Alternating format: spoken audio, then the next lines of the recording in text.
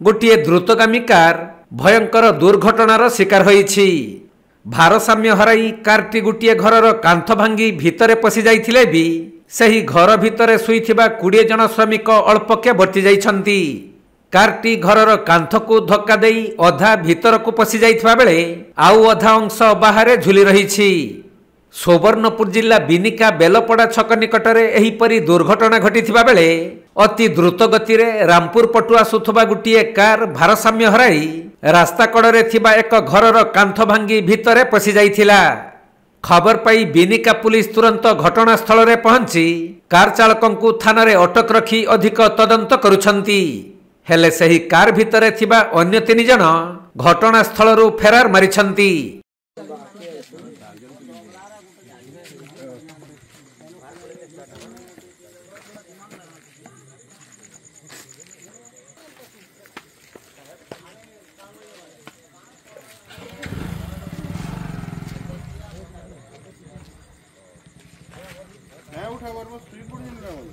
सुवर्णपुर जिला प्रतिनिधि पीताम्बर Mahapatra report Konark live.